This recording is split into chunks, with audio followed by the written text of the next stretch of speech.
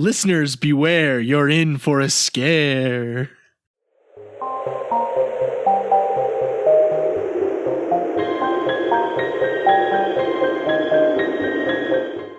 Howdy folks, welcome back to Nightmare on Fear Street, the podcast all about R.L. Stine.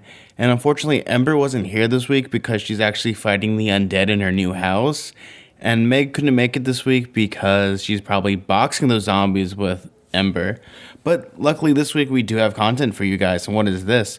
We're going to be talking with science. We actually have a real life scientist on the podcast. Why don't you introduce yourself, pal? Yeah, I'm Chris Cogswell. I am the host of the Mad Scientist podcast, an actual scientist, which is fun. So yeah.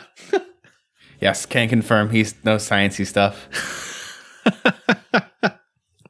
I ain't no doctor, so this is why we got him on the show, is because we've noticed we've had a pattern. Is I wonder how science can explain half the stuff that happens in certain Goosebumps books. So it's funny, on my show, I had to go the other way. It was like too sciencey sometimes.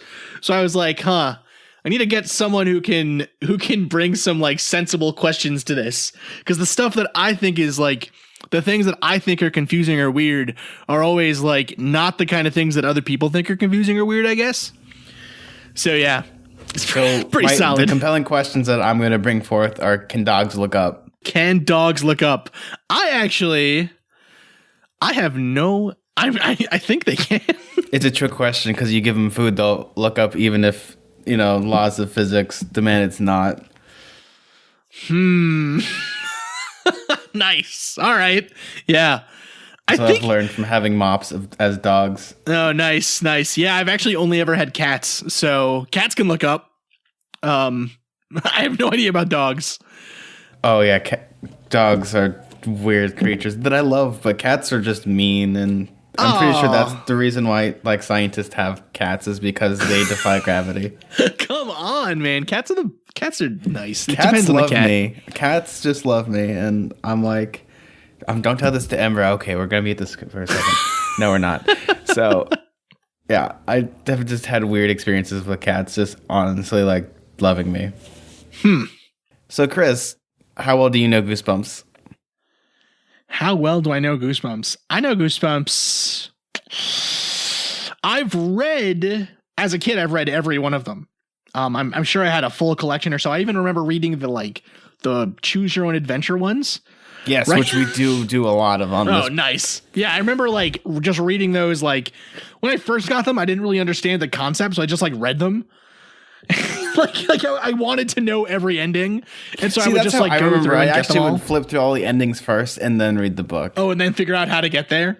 Yeah, it's pretty sweet. So yeah, I did that. I loved the TV show. I mean, yeah, when I was a kid, I was so into it. But now, as an adult, I wish I had kept kind of I don't know where my mom put them, but I wish I had kept them with me. You know what I mean? Because yeah, they're amazing, and I'm sure they're amazingly collectible and stuff. So yeah, I'm into it. No, I'm actually slowly building up my collection right now. Yeah, I might have to get into that too. You put money in them just because R.L. Stine has written over 200 something books. Oh man, yeah. See, I might have to get into that. It's totally worth it. I recommend first going to thrift stores or going through. This isn't a plug. Thriftbooks.com. Ooh, all right. I'll have to check it out. And you can get them for $3 a pop. Or what I would do is just get the Goosebumps starter pack, I call it, and just blow $50 on eBay and get the initial set, and then just slowly build from there. That's pretty sweet. Yeah, I'm gonna have to try that actually.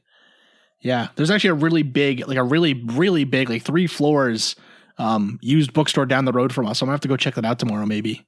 Oh my God, I'm going to Minnesota. Oh, it's so cool. So cool. It's right on Snelling and University Ave in St. Paul. Chris, what are we talking about this week?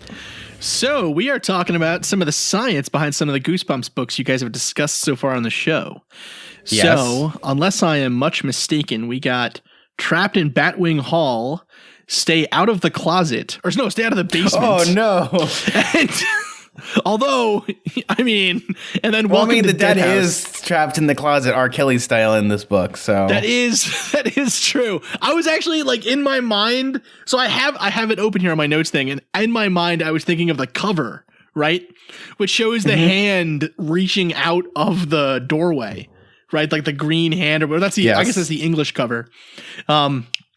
So yeah, I'm thinking of R. Kelly. I'm almost always thinking of R. Kelly though. So, I wouldn't blame him if he was a plant man. No, it's true. And then we also have Welcome to Dead House, which, it's so funny going back at these because I had I feel like I bought every Goosebumps book when I was a kid. I had all of them, right?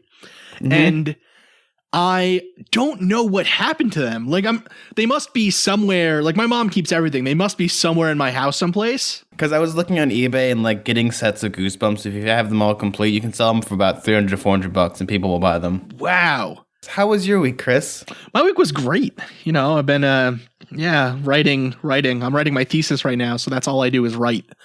Yes. Yeah, write and cry and write and cry.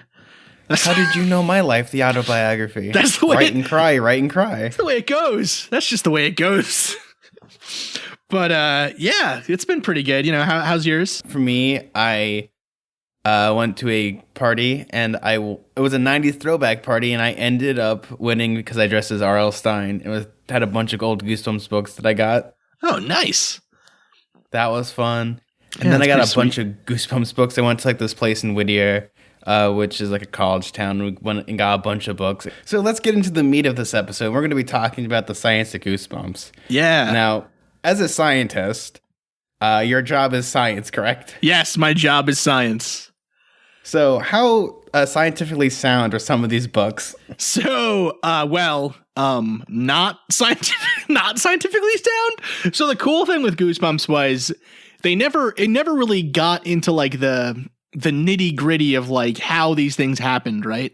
Sometimes it'd say, a shaman did it, or, whatever. It's a magic mask or something. Or in The Simpsons, a wizard did it. Right. Yeah. So it's never and a couple of modern shows try to do the same thing now where The Walking Dead, the creator has said he's never going to tell how the zombie virus happened, right? Or if it even is a virus, he's never going to give the explanation for why are there zombies in this world. Well, yeah, right? Of course, because the guy that would have given the answer blew up with the CDC. Right, you're right. But so it's, and then in some cases it's they'll say where the source is for this thing or whatever, and it always ends up being kind of lame, right? I'm thinking of Jurassic World, where it was why can it go invisible? And it's because it's got octopus genes. It's that. Okay, don't diss on Jurassic World because it's so stupidly amazing. It's a sweet movie. So I love Jurassic Park. I love all of that. Oh, heck yeah. Super into dinosaurs. But yeah. So in Goosebumps, what's kind of sweet is that the explanation is always kind of left up to your mind. So when I was a kid, I always just assumed that clearly in the world of the Goosebumps books, there was magic and stuff. So I was always well, it's a curse or whatever, right? Mm-hmm. But some of these books are pretty, sometimes the real world is actually more scary than the world of Goosebumps or magic or whatever, right? So one case that I'm thinking of specifically was in Stay Out of the Basement, right? The whole plot is, as you guys have gone over already, that these kids' father is turning into a plant person monster kind of thing, right? Yes, he's actually, our joke is that he's George Michael with Careless Whisper genes. So what's scary is, have you ever heard of the Tree Man? Didn't he get surgery to get that all removed? He did, finally? And actually he's recently died. Oh, which is terrible. And there have been other notable cases too, so there was someone, what causes, so for those that don't know, Tree Man illness, which is, it's known as kind of sort of in the general miasma of popular culture, is actually known as Lewandowski-Lutz dysplasia. And the scientific name for it is epidermodysplasia verruciformis. So, and what it is basically is it's a autosomal recessive gene that causes a skin disorder. So, and the skin disorder is very, very high susceptibility to human papillomaviruses or HPVs, right? And so anyone that's had a wart or a growth on their skin likely has HPV, and HPV is pretty common, right, amongst the general population. But in this case, what happens is you just have so much of it going on, and it's so out of control that you start to grow these skin growths, like these giant warts, and it makes your skin look like tree bark. And it completely ruins the function of like your hands or, your feet, wherever you get it, right? Yes, with the tree man, it was all over his body. Yeah, and so the treatment usually is the treatment for this kind of thing is usually just cutting off the growths, right? So it requires a lot of precision and a lot of surgeries and stuff, and it's really debilitating, And what I always found scariest about this, right, is that it usually, like, it's a recessive gene, right? So anyone could have it. Yeah. Right. And it also, like, so every time whatever, like you get a wart on your finger or something, in my mind, my brain immediately is like, oh, good, this is my slow descent to tree man. Right?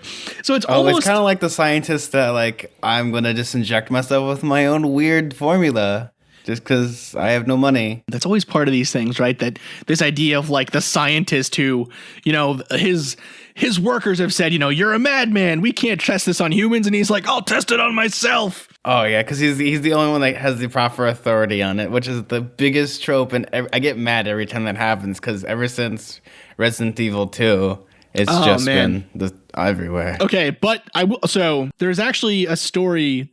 So I went to UNH for University of New Hampshire for my undergraduate degree. There's a famous chemist from the University of New Hampshire. He died by actually getting stomach cancer, and the reason that he got stomach cancer was he tasted all of the compounds that he made. Yeah, I can see how that is a bad thing. But then again, that's how we got penicillin, because the guy was too lazy to clean his petri dishes.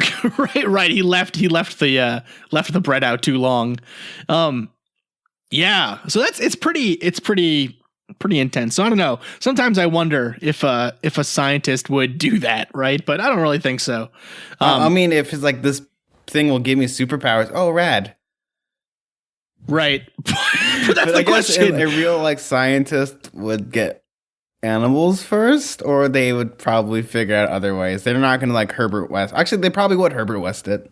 So actually, that's kind of a good question that not that many people know. The way that, like, scientific studies go on like that, like biological studies, there's actually, like, an ethical code, as you can imagine, right? Because, like, you don't want to test it on. It's like animals first, humans last. Yeah, but even within animals, there's like a striation. Like a pyramid? Yeah, so at the lowest level, like, first off, when you're just testing something, you do it in a petri dish with cells or something, right? So you're testing, like, the specific effect on a cell of some sort. And usually you can use human cells for that because they're just cells, right? And then a step above that would be using things like insects or zebrafish, right? And then, then it kind of goes up from there. So it's like zebrafish, then it's like insects, then mice and rats, and then it goes all the way up to human testing, right? Mm-hmm. But there's like the timeline from coming up with something in the lab to actually getting it. So I don't work in biology. I work in chemistry, chemical engineering, and specifically in material science. So my stuff. So you can help us totally explain, like, welcome to Dead House and plastics. Oh yeah, absolutely. So in material science, it takes 20 years to go from, like, the lab to actually, like, out there in the world. In biology, it's even longer. It can be like 30, 40 years. So, like, yeah, I don't think there'll be that many. I don't think anyone would just inject themselves or be testing it at home, like in that book. I don't know if you're unemployed. I mean, I guess anything can happen. I guess you can just do it at home and, like, order stuff, whatever. But I have a feeling that'd be pretty expensive and difficult. Not if you rob banks first. That's true. The other problem with that book is that human cells and plant cells are completely different, right?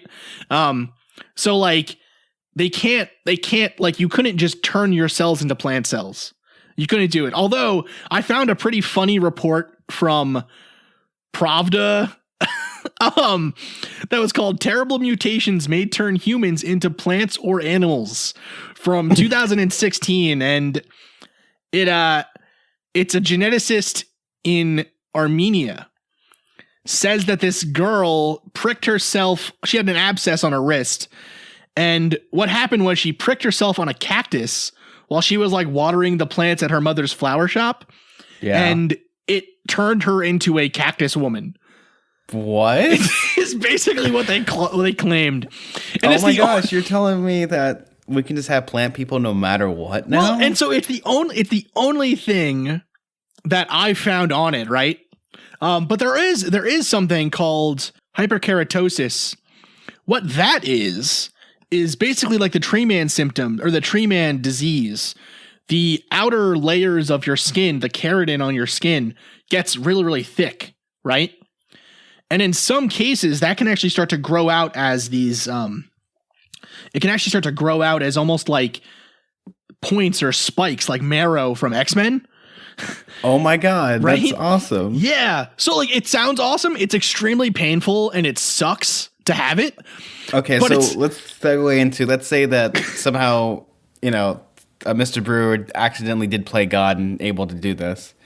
How painful would it be to actually start growing like leaves out of your head and start bleeding green blood? Let's just take other like mutations that happen to your skin, just say from like UV light, right? Like when you get a sunburn, that's the radiation from the sun messing with the DNA in your skin cells and causing the cells basically to die, right? That's the kind of level of pain. Like, I mean, imagine that a millionfold, right? Because that's the kind of the interesting thing. Would your body feel pain or not? I'm not entirely sure, because if it's all happening at once, right? Maybe there's so much change going on that the body wouldn't feel like not that the body wouldn't feel it, but it would have to be changing all at once or something. You're basically going into shock all at once, but you wouldn't feel it. Like maybe you go into a coma, you don't feel anything, and then you wake up as a plant and you're like, what the hell? Why am I leafy? Right? Like, I don't know. I was just here, now I'm vegging out. What the heck's going on here? Oh my goodness. With the puns. That's an amazing pun. Yeah, thank you. I have truckloads and truckloads of mulch. I'm vegging out. Pretty phenomenal. You might be a scientist, but I have a PhD in pun mastering. Nice. So, I got it from the homeless man outside of the comedy club. I wonder if it was one, like, let's say it was your skin, right? I don't know if like Tree Man had pain actually. Isn't it because like growths aren't actually, they wouldn't have like a nervous system? Exactly. They have no nerve endings, right? So if it's just a growth, I don't think you'd feel any pain. But you would feel like just imagine like he must have had at least 50 pounds of growth on his body, right? So like that is, I mean, unless it just bulks, it bulks you up. So you're just like this super strong guy with these things. Swole. Like, yeah, like unless he's super swole and just like, look at my muscles. Oh my God, Tree Man's a bro. That's gotta hurt. So, it's gotta be so painful. I mean, I can't imagine it. And that's what you usually see on those, like, that's usually what you see in cases where you have like a tumor on your head or something, or on some part of your body. The muscles don't get used to it. It's not like, you got a tumor on your head that's 20 pounds, your neck muscles get really strong. Instead, what happens is you just, like, you lose function basically in that muscle, in that group of muscles. Wasn't it because it's just over like exerted and overstressed? Yeah, like you give no time for rest, right? You give no time for the cells to regroup basically, so they're just in a constant state of inflammation and pain and whatever. Sometimes there are like funguses and things that can grow on human skin, right? So I wonder if maybe not a plant, but a fungus. You couldn't get a fungus on your skin that maybe changes, turns it green or makes it look like you're turning into a plant or something. I mean, that's like the common Batman comics are really bad with giving these like scientific explanations for their magical characters, right? So like Killer Croc is just a guy with a skin condition, right? So I almost feel like we're, you know, or Clayface is just a guy that breathed in silly putty. Yeah, like they, you know, again, that's part of that whole argument that they try too hard to give explanations for these things, right? I mean, the argument. We got really awful supervillains like Condiment Man and Sportsmaster. Yeah, not good. Batman's got a lot of those. I'd love to see a gritty reboot with Sportsmaster. Not just for the sports. It's no more than just a game. Get benched, Batman. Be solid. Oh, it's almost like a Saw movie, except it's all in like a sports chalet. Oh, so bad. It's so bad. All right. I'd watch it. I don't know if I would. I don't think I would, frankly. One other option that is interesting. And actually this has something to do with Welcome to Dead House 2 and zombies sort of things, right? Yes. Is parasites that like parasitic funguses or parasitic species or things that can actually cause the most common one, and I think probably only one of the. Actually, are you talking about the one from like Last of Us? That one fungus? No, so it's the same kind of idea, right? There is a fungus called Ophiocordyceps unilateralis. Sorry, my Latin is very. Again, I work with chemicals, so I don't have to use Latin ever. I just don't know Latin the right way. I know I can speak some of it, but not much. Only through female pronouns. I feel like it's only so my uncle knows Latin. He's like he knows all the Romance, like he knows Spanish, French, and Italian. He was a Italian major in college. He got a master's degree, whatever. But like when I was studying for the GRE, which is like the SAT for grad school, he kept like, you know, so there's a vocabulary section. So he'd be like, well, where does the root of this word come from? What is it in Italian? You know, I was like, man, come on. I don't know. What's the definition, please? I can't do this. Anyways, so this fungus is a insect pathogenizing fungus. And basically what it does is it gets into the skin of an ant. It controls its nervous system to make it go down to the forest floor, find a tree branch, kind of cling to the tree branch, and then it dies as the fungus is like taking over its body while it's stuck to this tree branch. And then the fungus will actually shoot like almost like a root or like a stick out of the head of the ant. And that part that's sticking out is then able to infect other ants that pass by. Yeah, that's the science they use for The Last of Us and why there's zombies in that universe. So that could potentially turn someone into either a zombie, I guess, or something like a plant-looking monster coming out of the basement. Yeah, because there's did you ever play Fallout New Vegas? Yes, absolutely. Vault 21? Yep. That's the plant vault. Yeah, where it's actually a spore transmitted like a parasite. Yep. So that's the same kind of idea, right? That it would spread to a new host, but then in the process, the thing with zombies is like it's controlling an ant. And also the thing with these things is the thing with these parasites is they think that they had to have evolved pretty much on par with the ants that they infect. So like it would have had to have started like a long time ago. And this fungus would already be part of our world, right? If it was possible anytime soon for zombies or whatever to be caused by a fungus, we would kind of already know about that fungus because it would need us, like it's so specialized to this specific thing that it has to be that way. You know what I mean? Yes. Do you know what toxoplasmosis is? Nope, not a clue. Okay. So it's a disease that is caused by a parasite known as Toxoplasmosa gondii. Wait, is it the one that like it's small when you take it out, it starts growing? So no, so this is the one that causes this is the one that's spread by like cats and dogs. Those monsters. I'm looking at you, Rosie. So it's thought that about like in some parts of the world up to 95% of the population is infected by this this parasite, but it causes almost no symptoms in adults, right? The only thing that it really can do is it can basically what it can do is it can mess up childbirth, right? So it's dangerous for pregnant women. You know, it's somewhat dangerous for pregnant women, but for like, you know, so I have 2 cats. I definitely have toxoplasmosis. Like I definitely have it, right? But I always, you know, so me and my fiance always joke with each other that the reason that we feed the cats, the whole thing, like the reason why we're so lovey and gooey with our cats is the toxoplasmosis, and it's infected our brains.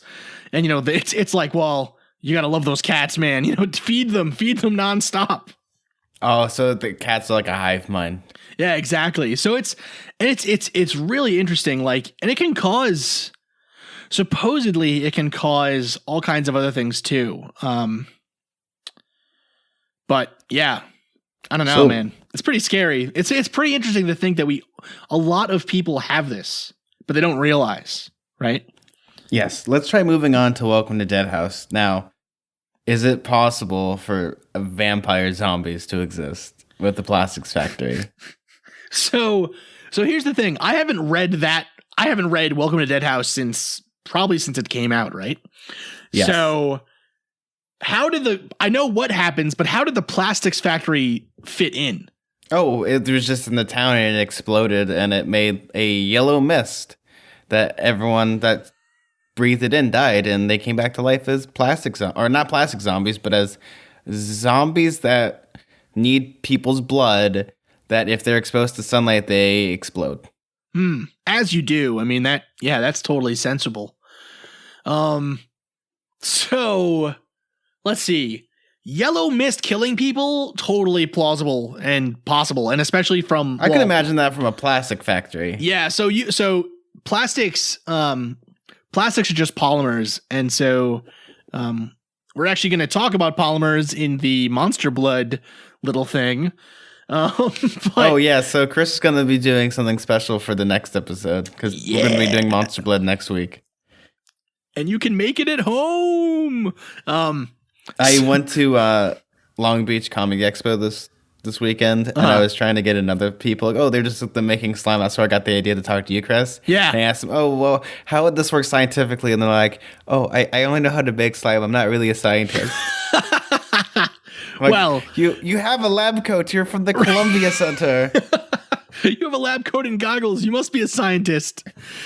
Oh man. Do you have like, okay, I have to ask this as a scientist, do you like be really proud of your lab coats? Like when you graduate with your PhD, do they give you a lab coat? Or do you have to buy your own? Okay. My lab provided me with a lab coat when I started. And I have actually a pair of prescription lab goggles because I wear glasses.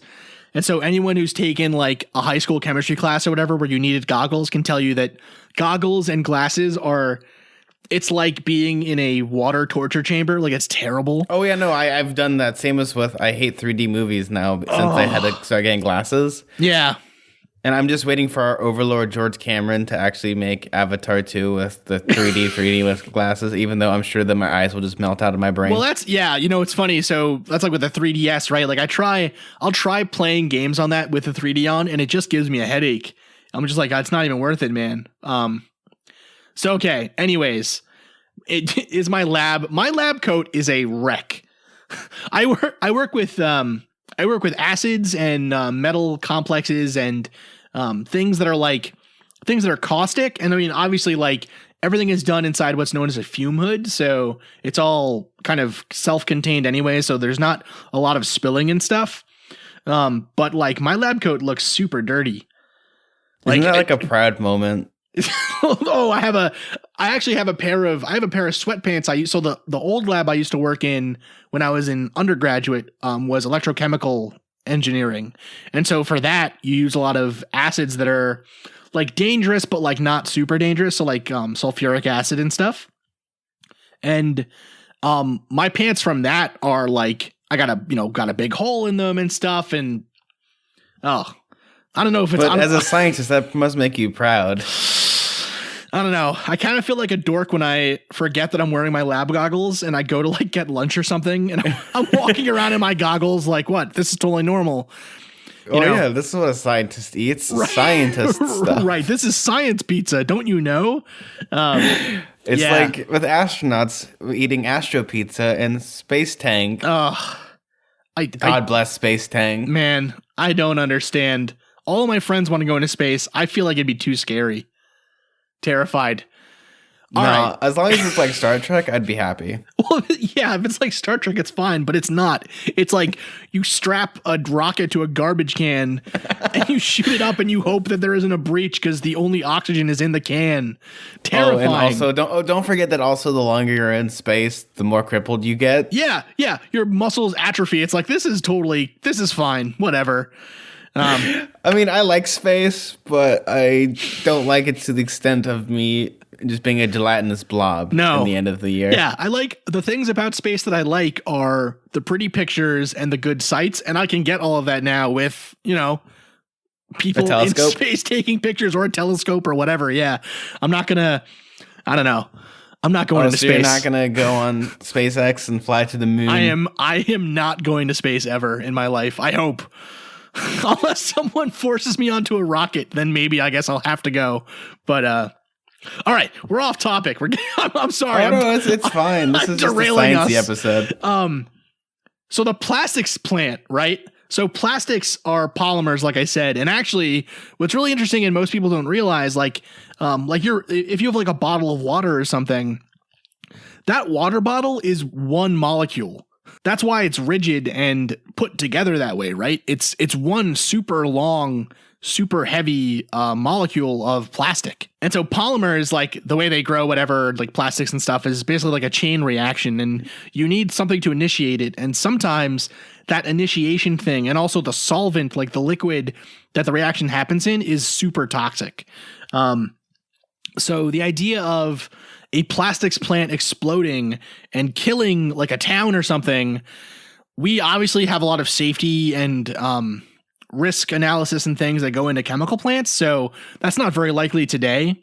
Well, this is like 1990s. Maybe it even exploded in the 60s. Even in the 90s, we had pretty good safety. But if we talk about like the 60s or even like up to the 80s, maybe.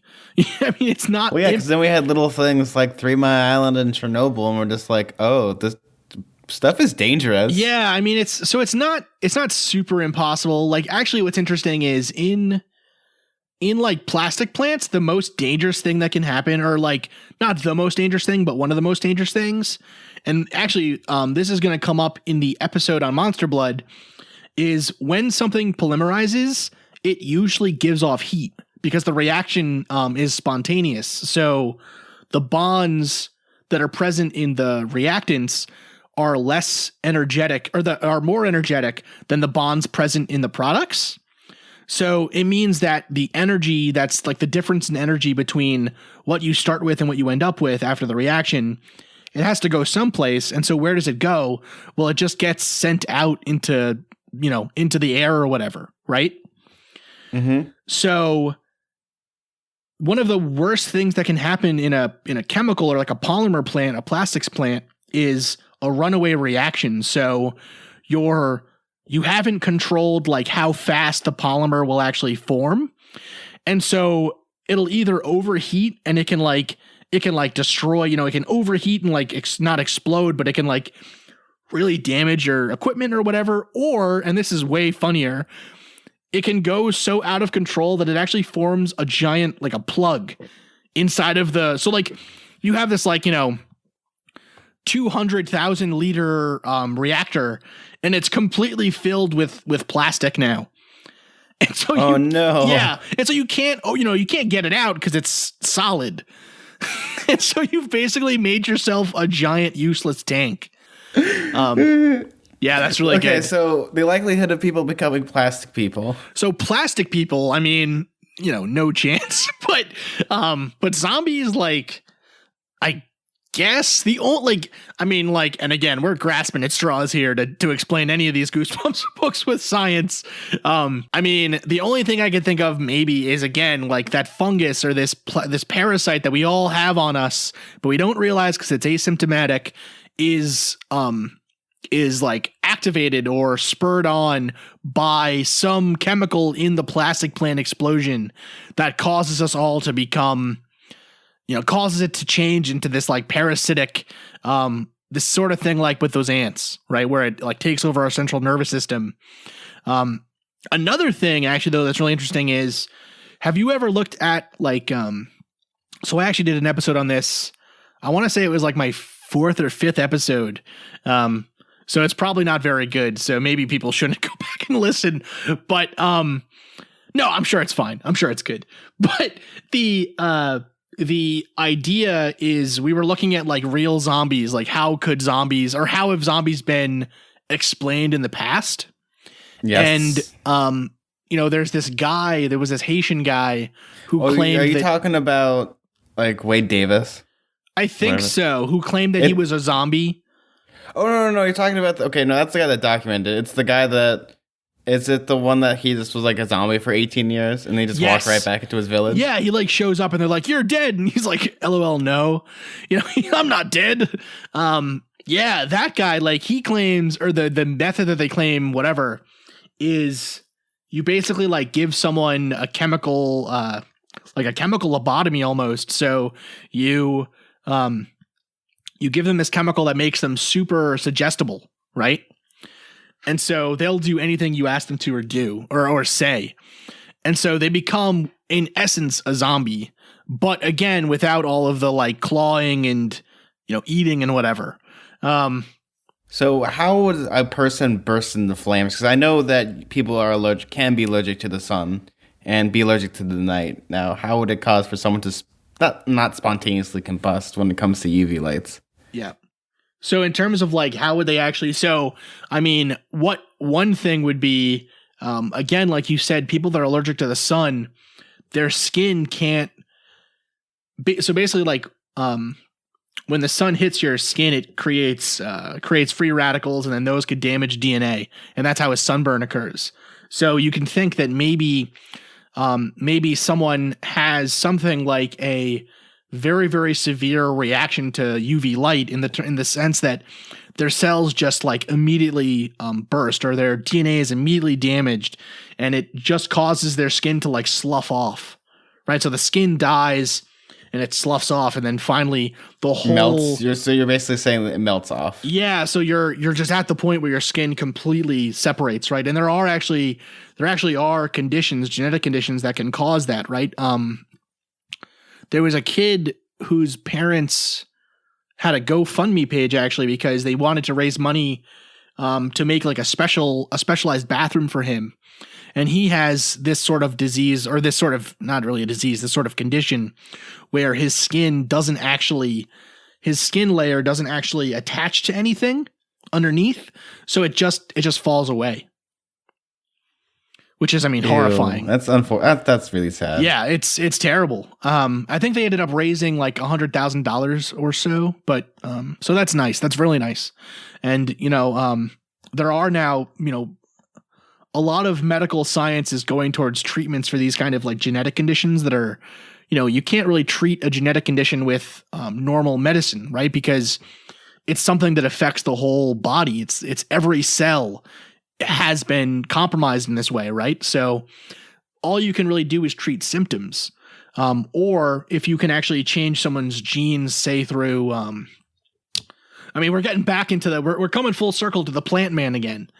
So I think everyone should just become a plant person, you're telling me? So they should all hop into the Cronenberg machine? So I always joke that I'm just waiting for them to figure out how to put our brains into robots. That's as long as I need to live. I need to live long enough for them to put my brain into a robot body, and then I'm good. Right? Beep, beep, boop. Yeah. I'm connected to Wi-Fi. Right. Yeah, Life is good. That's all I got. That's as far as I've got to make it. You know. All I want to do is I want to either have the SpongeBob robot where he has a nightmare. That's the type of robot I want to be into, or I want to be like a brain in the jar. The brain in the jar thing, man. That's something I keep coming back to on my show. Being a brain in the jar would be awesome. Even though I'm pretty sure once I'm disattached from everything, I'd be really sad. I'm gonna say I don't know. I don't think it'd be awesome at all. I think I would hate it. I mean, there's no external stimuli, right? So it's like all you have is I guess if I'm like in Fallout in that in the New Vegas DLC where Old World Blues, where you're in like if that's the case, savants. I'm into it, right? Again, like I'm a robot body. That's fine with me, I would think. Well, that's what I was thinking. Like you're like a brain in the jar and you're connected to a robot body. Yeah, that's all right. Or even like a head in a jar. If I was a head in a jar like Futurama, I think I'd be pretty happy. I'd be happy because I get to hang out the other heads in the jars with Nixon and stuff. Oh, Agnew. Damn it, Agnew.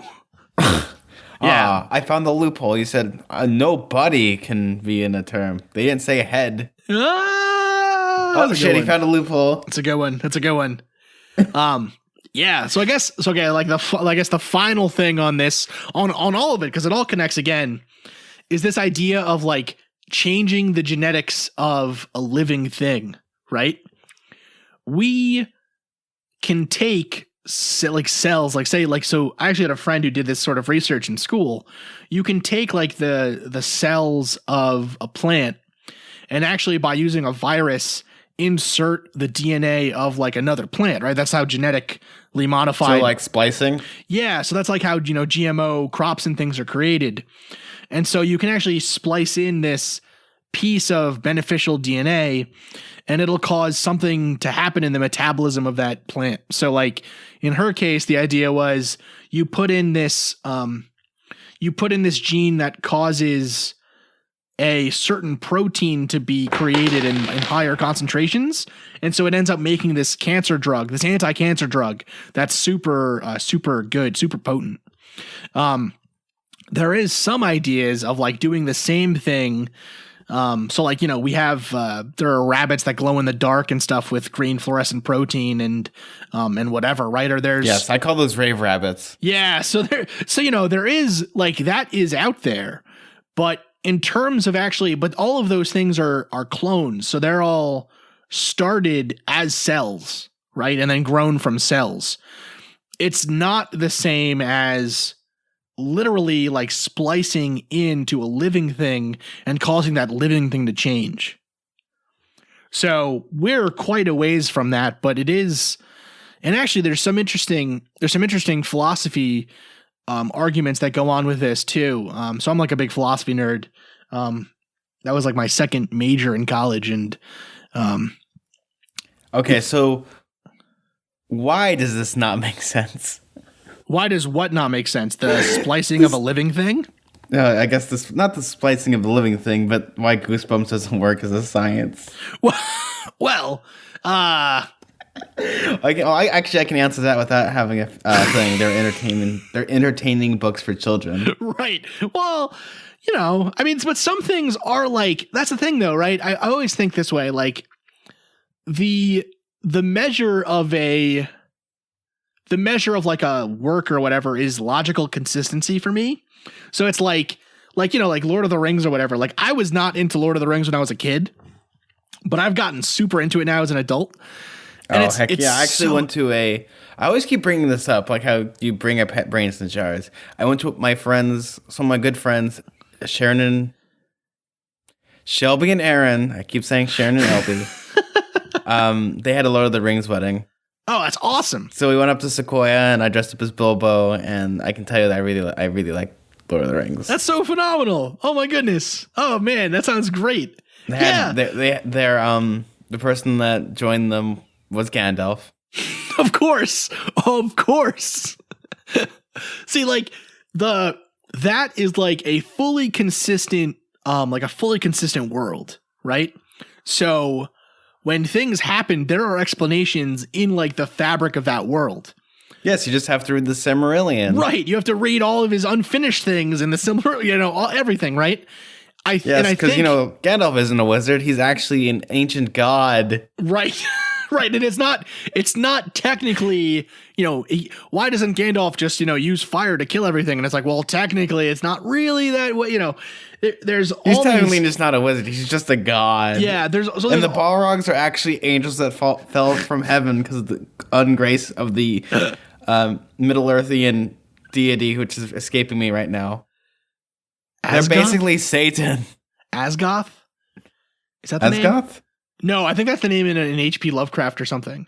Well, that's the planet, the eater of planets. Yes, that's Asgoth. Right. Yes, that's what I'm. But okay, H.P. Lovecraft is another example of this like consistent world, right? So I always think like again with like Goosebumps or anything like this, I always think like does it make sense in the confines of its own thing, and that's what I think is so fascinating about like paranormal claims or things is. A lot of times they don't make sense within themselves, so it's like, well, all right, so we can just throw that out. Right. Yeah. Anyways, in Goosebumps, it confines it in a way where it makes sense in the context of the Goosebumps universe. Right. It all seems to work out. But again, there are some of them like, can you give us some good examples of ones that you would love to talk about later on? If you can vaguely remember them. So because we're going to have multiple episodes on this of you hopefully explaining sciencey stuff. Oh man, Goosebumps. I'm into it. I'm so into it. So my favorite Goosebumps book by far was my favorite. I remember this one so distinctly that it scared me so bad. Was what's it called? The Mutant or whatever Mutant. Oh, Attack of the Mutant. Attack of the Mutant. And the reason it scared me so bad, I had a video game of it. Like this really cheesy video game. You had the like Super NES. I think it was a computer game, and I actually have downloaded it since and played it again.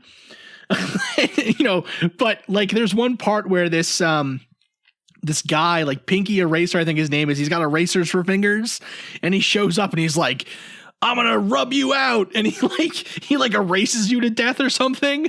And I remember having nightmares and being like, no, don't erase me. Oh man. Yeah, that one was sweet. I love the so like Monster Blood is a really good one for the science and whatever, right? Because it actually kind of makes sense, except for once you read the book, when was the last time you read that book? Oh, I think I remember it though. I think I remember it pretty magic. Well. Yeah. So it's like they get it from it's just like what's the other one? The with Mary Beth, The Mask. Right? Oh yes. Yeah, that's the same one where it's like it's magic. So it's like, okay, they buy it from a magical wizard guy. So, okay, that's fine. Or it's like Night in Terror Tower, where it's actually just weird time travel. Right. What was that one? There's a one I'm trying to think of where it was. So I'm looking at a list of them here. The Blob That Ate Everyone. Oh, yes, that's the one with the coolest guy named ever, Zack E. Zack, that's his name? Yes. Sweet name. I've come to the conclusion that Zack is a Goosebumps name and also a 90s throwback name, so I'm proud that we named Zack. I was gonna say that's the name of the Black Power Ranger, the original one, right? Yeah, Zack. That's pretty sweet. Actually, even though I don't really watch Power Rangers. Oh, dude, I was so into that. I also really like the one How I Got My Shrunken Head. I remember that one. As well, too. I remember the TV show more than I remember the book. Oh, okay. Nice. And then Deep Trouble. Yeah, Deep Trouble. Man, he had so many good ones. And so many of them are kind of Attack of the Jack-O-Lanterns. That one, so my logo to my show is Jack-O-Lantern head. And I totally was thinking of this Goosebumps cover when this one when I thought of that like logo or whatever. Dude, I love this one. I had a lunchbox of this one, everything. This was like my favorite one. I really need a good Goosebumps lunchbox. All I do is when I go to school and I go to work, I just have this gigantic Star Trek Next Generation lunchbox, and everyone's just like, huh. I mean, that's pretty good though. That's not too I want a bad. Goosebumps lunchbox just to shake things up. Yeah. Oh man. Just because I work in a place where Star Wars is very heavy, so it's more ironic than it is. Okay. I can see it. Thanks, Chris, for being on the show. I really appreciate you coming and talking to us all about sciencey stuff of Goosebumps. Oh, no worries. Thanks for having me, and I look forward to the next one. Sweet. Where can they find you, Chris? So, like I said, my podcast is the Mad Scientist podcast. You can find me on iTunes, on Podbean, any like phone podcast app. And I'm also a contributor to Astonishing Legends, which is a much bigger podcast run by Scott and Forrest, who are just like amazing guys. And that one's on iTunes. I'm sure it's on Spotify by now. And you can get that one on everything else as well. So, yeah. Sweet. They can find us at ghoulishfancies@gmail.com, or you can email us personally at nightmareandfearstreet@gmail.com. You can find us on Twitter at nightfearstreet, or you can find us on all the other social media places by the same name. I'm Zack, and I'm Chris. And stay spooky. Bye.